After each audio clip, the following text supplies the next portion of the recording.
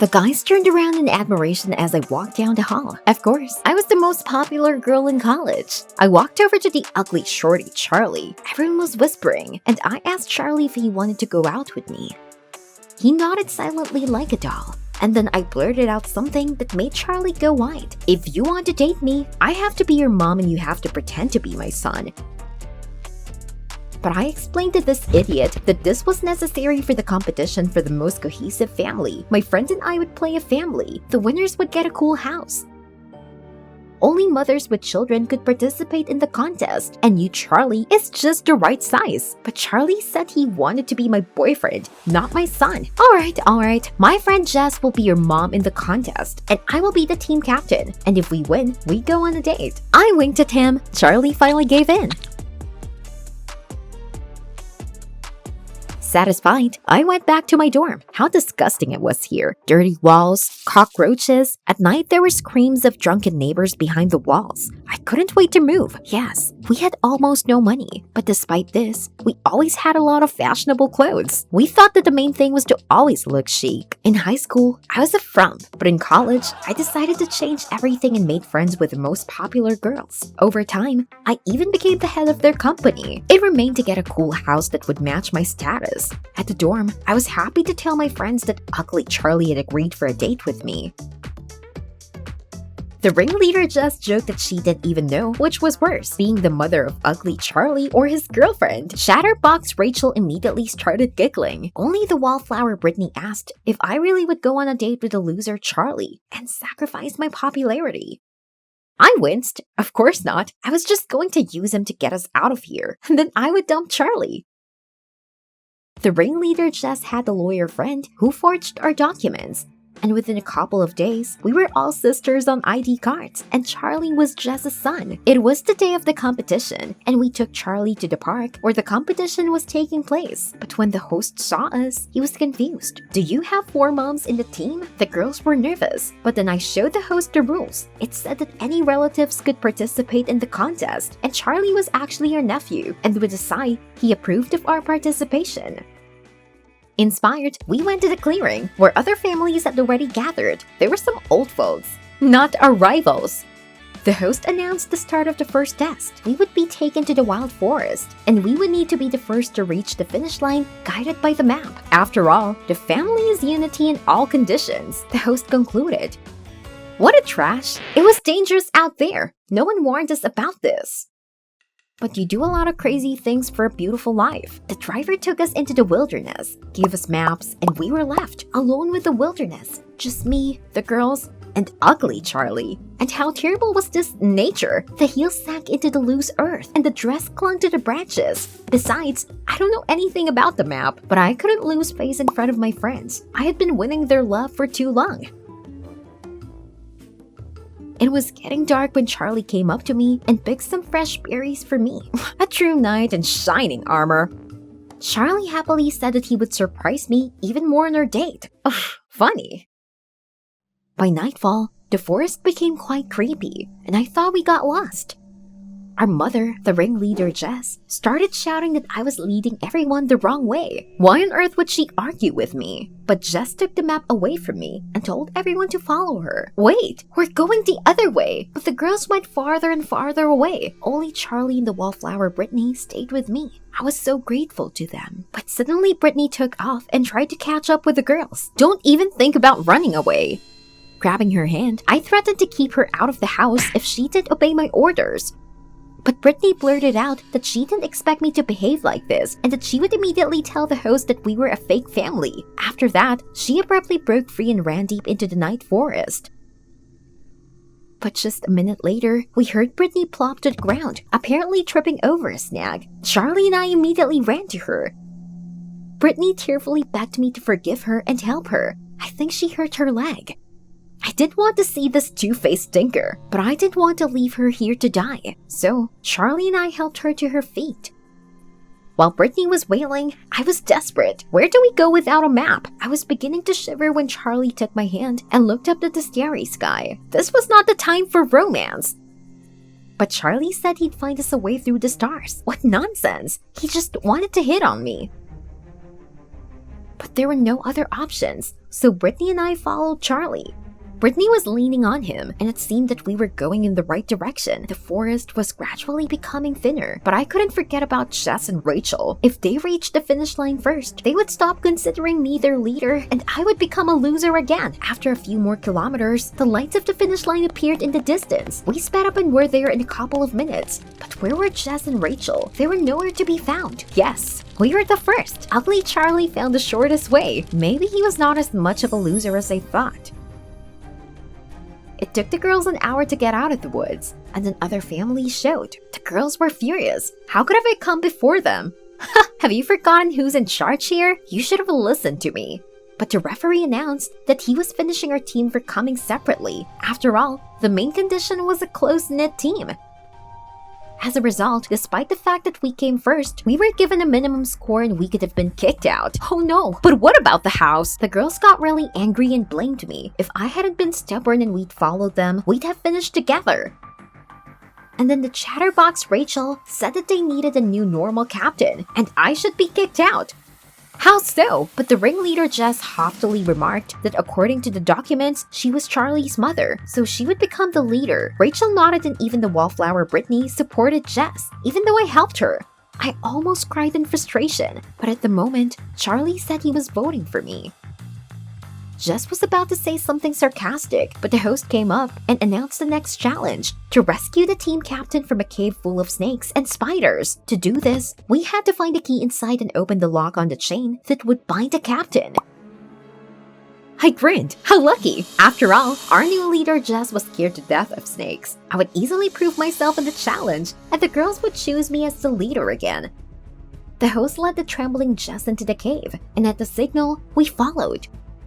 I went in and almost fainted. The whole cave was crawling with vile reptiles, but I was comforted by Charlie. He was always there, pushing the snakes and spiders away from me. Thank you, Charlie, for helping me out again. But snakes were already closing in the chain Jess. She almost cried. For a second, I felt sorry for her. The contest was a contest, but she needed help. But the key to the chain was nowhere to be found. Charlie and I had searched every corner of the cave, and then I saw something flash in the chatterbox Rachel's hand. I ran to her. Quickly, I had to free Jess, but Rachel didn't move. What's happening?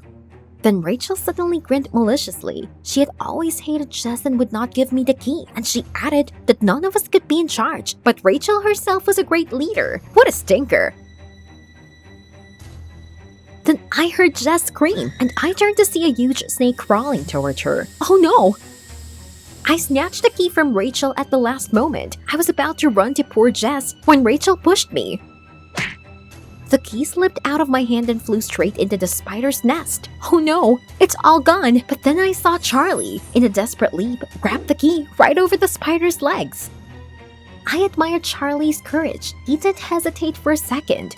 Then he deftly pushed the snake away from Jess and quickly opened the lock on the chains. Thank God, we all ran out of the cave.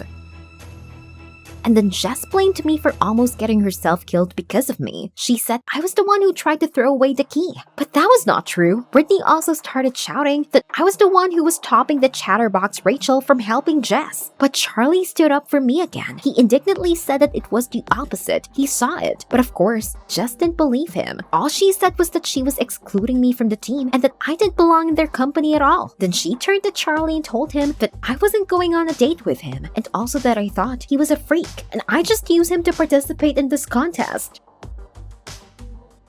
There was a heavy silence. Charlie gave me a sad look and said he thought so. Beauties don't meet monsters in real life. After that, he turned around and walked off into the distance. Charlie, stop! I shouted. Let me explain everything. I was barely holding back my tears. After all, he was the only one who supported me all this time, unlike these pseudo-friends who only thought about how to sting each other, like real snakes. At this moment, the host came up to us with congratulations. We completed the task faster than anyone. But where is your son? He asked. I wiped my eyes and replied irritably, what son? Damn, he was speaking about Charlie. I almost set us up and immediately came to my senses and lied that his father had already picked him up and taken him home. But it seemed that the host figured out everything. He said that we were breaking the rules again and were disqualified because of the incomplete composition.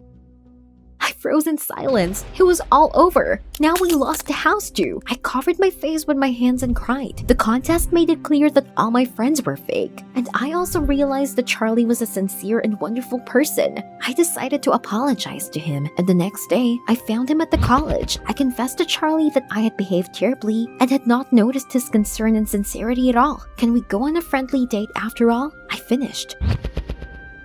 Everyone stared at us and whispered, but I didn't care. Charlie was slow to answer, and I was worried that he wouldn't forgive me. But then he smiled and nodded cautiously. I was so happy that I didn't even notice how I hugged him in front of everyone. After that, there were rumors that I was going on dates with loser Charlie. I quickly lost popularity, and my former friends completely avoided me. But I didn't care. During the competition, I realized that popularity was not the main thing. It is important that you are simply loved without any conditions. Did you like the video? Subscribe and like it. Support the channel. Thank you. Mom screamed that I was a fraud and threatened to call the police, and I couldn't stop crying. Mommy, don't you recognize me? It's me, Rachel. I wanted to explain everything, but Dad threw me out. I slowly sank down on the asphalt. It was all over. A couple of weeks ago, my life was perfect. I lived in a huge mansion. My parents would do anything for me, and in college, I was the soul of the company. I even had a boyfriend, Kurt. But all this was not enough. I always wanted to be a famous blogger. It's so cool to be recognized. To travel, I even tried to start my own blog. But in vain. After all, I never was the first beauty. And bloggers should be just perfect. For example, Fire Girl or blogger Alice Moore. She constantly did plastic surgery, said that in the world appearance was everything. A girl should have big lips, a small nose, and a slender figure. Only then could she achieve something.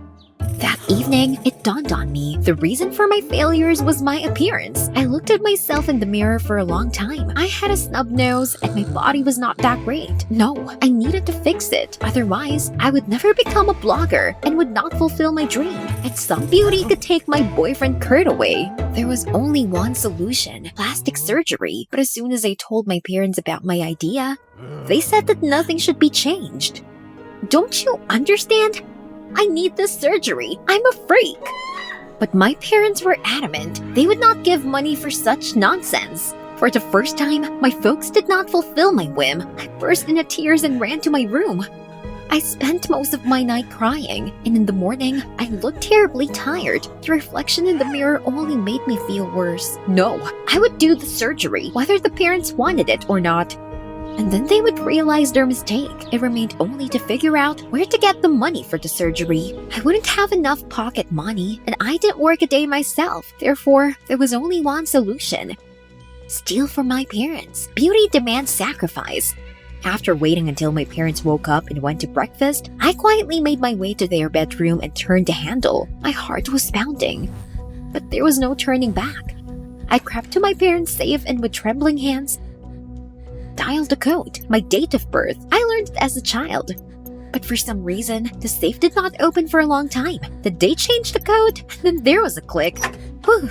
Quickly taking out the necessary amount, I slammed the safe and ran out into the corridor. I hid the money in the lining of my backpack and left the house. I went to the clinic for a consultation. The surgeon took into account my wishes to change my face completely, to do liposuction, and said that the surgery could be done tomorrow.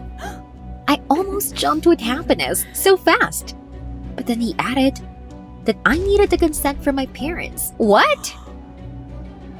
I was not going to give up my goal and promise to bring the consent the next day. In the dead of night, I crept to my parents' office and quietly opened the door. They kept all the documents there. I just needed to forge a signature. But I was terribly worried. What if they caught me? I would never do the surgery. Without breathing, I made my way to their desk and pulled out a drawer with documents. I tried several times to forge the signature in the documents, but my hands, as luck would have it, did not give in. And then suddenly someone turned on the light in the hall. My heart sank. No, because of the adrenaline, I suddenly forged the signature perfectly. Heck, I had to hurry. Throwing the documents back into the drawer, I hid the consent under my t-shirt and pressed myself against the wall. Someone froze right in front of the door. I held my breath. If only it would work. Then I heard retreating footsteps and the light in the wall went out. Whew, the danger was over. But as soon as I got out of the office, my sleepy mom appeared around the corner. She asked me why I wasn't sleeping. A chill ran down my spine. I swallowed and replied that I wanted to drink some water. And then I quickly went to my room. Everything was ready. Tomorrow, I would be a different person. In the morning, instead of college, I went to the clinic. My dream was about to come true. Before the surgery, I was put under anesthesia, and then I didn't remember anything. As soon as I woke up in the ward, I was already covered in bandages and had a headache. I tried to call the nurse, but my voice was very hoarse. I texted Mom that I would stay with a friend for a week or two. Mom was outraged that I didn't warn her in advance, but at least she believed me. I was discharged a week later. My voice remained hoarse. The doctor forbade me to remove the bandages for another couple of hours. I so wanted to see my new face, but I wanted to go home even more. I went home beaming with happiness, but I saw police cars at the house. My heart sank. What happened? I went on. But at the entrance to the house, the guard refused to let me pass. Hey! Did you want to lose your job? But he was adamant. Then I clenched my fists and, waiting for the moment, abruptly rushed into the house. There were a lot of policemen inside. They were searching the room. I didn't understand anything. My head was spinning. I saw my parents at the end of the corridor and ran to them. Mom, Dad, what's going on? They looked at me somehow incredulously, as if they didn't recognize me. What's going on? It's me, your daughter. But now I am beautiful. To confirm my words, I took off the bandages. See? But at that moment, a policeman took them away to question them about the theft of money. I followed them to explain, but suddenly my dad told me that they didn't have time to communicate with strangers right now and asked the guards to take me out of the house. The guard threw me out like a scoundrel. I was desperate, and I didn't know where to go. I ruined everything. But then I remembered my friends. They loved me, and they would definitely recognize me. But they didn't let me into the college either. I had to wait at the exit. When I saw my friends, I immediately called out to them. Hey, it's me, Rachel. They just laughed, and then I decided to make a joke. They would definitely remember my signature jokes. But instead, they snorted. Your jokes are stupid, just like Rachel's. That is mine. They went to a cafe together and said, it's a pity that there is no Rachel. She would have paid for our order. Tears welled up in my eyes. All this time, they were friends with me for money? I couldn't believe it. But suddenly I noticed Kurt at the entrance. He should definitely recognize me. I ran up to him and explained in tears that I had done plastic surgery and now no one would recognize me. Kurt gave me a look and said that Rachel's appearance was much better than this. You're just like everyone else, he said and left. I was desperate. I had nowhere to live, and I had to go to a social center. But I decided that since I was beautiful now, I would start a blog. I would fulfill my dream. I started posting stories on Instagram about beauty and plastic surgery, but there were no subscribers. I didn't understand what was going on. After all, I had a perfect appearance. Wasn't that enough? Then I decided to somehow take advantage of the beauty and went to a model casting. I was sure that I would easily get on the podium, but as soon as I entered the studio, an employee said that my appearance was too standard and they needed individuals. I was in so much pain. Everything I believed in turned out to be false, and at that moment, Mom called me. I picked up the phone with shaking hands, and when I heard her voice, I couldn't help myself. I want to go home. I told the whole truth about the surgery and the theft of money and quietly added, you may not believe me, but I can confirm that I am your daughter. When I came home, my parents looked at me incredulously, as if I was a fraud. Their gaze hurt me more, but I pulled myself together and dialed a code on the safe, which only our family knew. The door opened, and then Mom threw herself on me with hugs and kissed me on the cheeks, crying and apologizing for not believing me right away. I cried and asked for forgiveness for stealing the money. I just wanted to fulfill a dream. My parents were not angry with me, but just hugged me. The main thing was that everything was fine with me. They loved me in any form and condition. That was the most important thing. Standard appearance, a raise for subscribers. This was not what I wanted. Being myself was so much better. My parents gave me money for a new surgery. I got my old face back.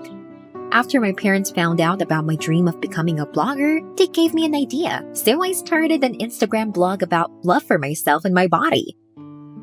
I helped people accept themselves, and thanks to my hard work, I gained subscribers. Soon, their number exceeded 1 million. And I didn't communicate with my friends and Kurt anymore. I found real friends in the vlog. And my dream finally came true, but not in the way I expected. Did you like the video? Subscribe and like it. Support the channel. Thank you. How pathetic I am. I was sitting in one of the lockers in a girl's locker room recording Stacy, the school's reigning beauty, on my phone. I have 0 chances, but I still dreamed of dating her. It was a pity that Stacy had changed too quickly and was about to leave with the other cheerleaders. But now I can finally move. My back hurts terribly. Everyone's gone. I pushed the locker door open, but it wouldn't budge. I kicked at the door for 20 minutes with all my might until I was completely exhausted, and then I was overcome by panic. The door was firmly jammed. Heck, I think I'm stuck in the women's locker room. A panic attack hit me. It's Friday, everyone's gone. No one will be here for the next 2 days. I'm going to die of hunger and thirst. Then I took my phone out of my pocket and tried to call a friend, but there was no connection in this iron box. I began frantically feeling the shelves of the locker. Bingo! I found a nail file and forged the lock with it. It started to open, but the nail file suddenly slipped out through the crack and clattered to the floor of the locker room. At that very moment, someone came into the locker room. It was Olivia, the headmaster's daughter, the creepy girl who's been sending me Valentines since first grade. But damn it, I was glad to see her today. She's my chance to get out of here, and she's not going to turn me in. I wanted to call her, but Olivia looked around and went to pretty Stacy's locker. She definitely broke the lock with a hairpin. The headmaster's daughter turned out to be a thief. Wow, I tried to see what she's doing. But at the moment I hit the wall of the locker, Olivia started to shout in surprise and ask who was there. I immediately asked her to release me. A little taken back, Olivia went to the locker and started opening it. This time, she couldn't open the lock so easily. Finally, the lock clicked and the locker opened. It seems that when she saw me, Olivia even blushed. She didn't expect it to be me. But just as I was trying to get out, I noticed that she was recording me on the phone. What's that for? Everyone in the school will see this video if you refuse to help me, she replied. Olivia, what the heck do you want from me? Olivia said we couldn't go to the main exit right now because the cameras would catch us, and that's the true evidence. Stop. So what she's up to is also illegal? Olivia went on. We have to go down the drain pipe so that no one will notice. I nervously laughed. Olivia, are you out of your mind? I said it was too much. I wouldn't do it. But Olivia showed me a video of me sitting in a locker with a stupid face with my arm around a dusty bra. She didn't seem to be joking at all. I looked out of the window and glanced at the pipe. It was old and rusty. It did not inspire confidence at all. You go first quickly, Olivia said. I didn't know what I was doing, and I didn't notice how I was outside with my arms wrapped around the pipe. There were 5 floors underfoot. One move and we're off. What did I get myself into? When my feet hit the ground, I couldn't believe we did it. A few seconds later, Olivia came down. So now I've fulfilled your plan, I blurted out. Almost, said Olivia. There's only one little thing left. You should go to Stacy's house and talk to her for about 10 minutes. But Stacy is the girl I dream of. I was taken aback. What is this nonsense? She won't even listen to me. Olivia, what are you up to? She stood so close and looked at me like that I even thought she again wanted to tell me she loved me. Gosh, Olivia, this isn't the right time. But she pulled away and just reminded me to hurry. If we're late, you already know what the consequences will be, she added. We walked to Stacy's house in silence. I still didn't know what to say to the girl I wanted to talk to every day. Maybe I should just pretend to ring the doorbell and lie that no one was home. But Olivia seemed to read my mind and she said she'd be watching me from around the corner. When we reached the house, I timidly went up the steps and rang the bell. Olivia went around the corner of the house and hid there. Stacy opened up the door and asked me what I was doing there. I hesitated, but then noticed that Olivia was trying to climb through a window on the first floor. Stacy snapped that if I'd just come to stand there, I could do it from across the street. What a shame.